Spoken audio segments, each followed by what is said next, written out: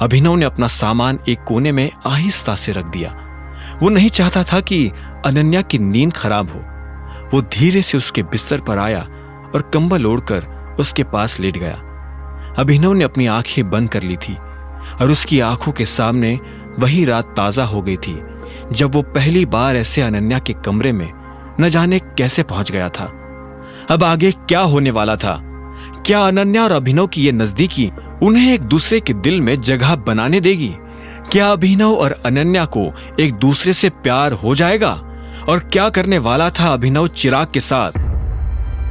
अभिनव को अनन्या के बगल में लेटकर वो रात याद आ रही थी। वो बस ये समझने की कोशिश कर रहा था कि आखिर वो कैसे अनन्या के कमरे में पहुंचा था। लेकिन इससे पहले कि उसे इस बात का जवाब मिल पाता, इतने में अभिनव को एक जोरदार चीख सुनाई दी।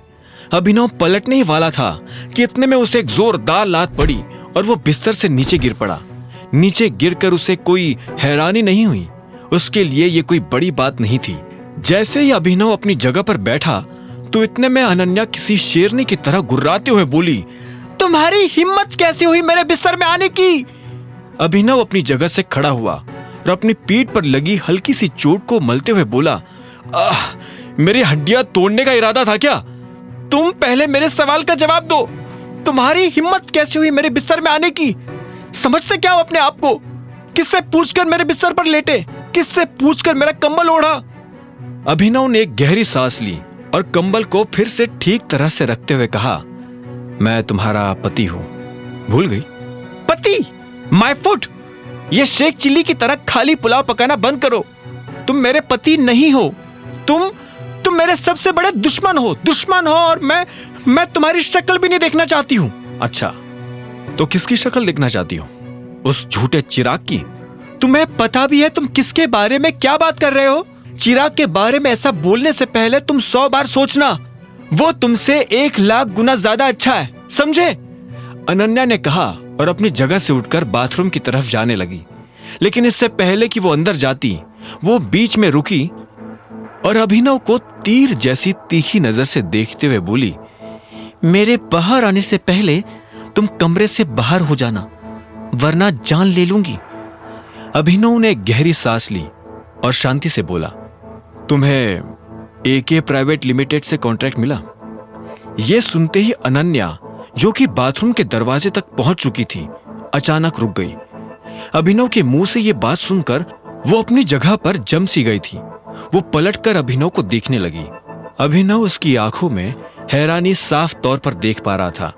उसने मुस्कुराते हुए कहा, मैंने तुम्हें कहा ही था कि मैं तुम्हारी हेल्प। इससे पहले कि अभिनव अपनी बात पूरी कर पाता, अनन्या ने उसे फटकारते हुए कहा, बकवास करना बंद करो, समझे? अभिनव यह सुनकर हैरान हो गया। अनन्या आगे बोली, मुझे पता है तुमने क्या किया है। कुछ भी नहीं। मेरी मदद मेरे पापा के एक दोस्त ने की है, समझे? चिराग को झूठा बोल रहे हो और खुद कितने बड़े झूठे हो, नजर भी आ रहा है या नहीं? नहीं अनन्या। अभिनव ने उसे रोकने की और अपनी बात समझाने की कोशिश की, लेकिन तब तक अनन्या अभिनव के मुंह पर दरवाजा जोर से बंद करके अंदर चली गई थी। अभिनव यह देख हैरान हो गया। अब क्योंकि वो इस कमरे में नहीं रुक सकता था, इसलिए वो उसी कमरे में चला गया जिस कमरे में वो अक्सर सोया करता था। बहुत मुश्किल से उसे नींद लगी और कब सुबह हो गई उसे पता ही नहीं चला। जब अभिनव तैयार होकर बाहर आया तो उसने देखा कि नाश्ता टेबल पर लग चुका था और अनन्या पहले से बैठकर नाश्ता कर रही थी। हरदेव पाल सिंह भी अपनी कुर्सी पर बैठे थे, इसलिए अभिनव भी चुपचाप अपनी कुर्सी पर आकर बैठ गया था। हरदेव ने कहा, मैंने सुना है कि अकरम ने कॉन्ट्रैक्ट साइन कर दिया है।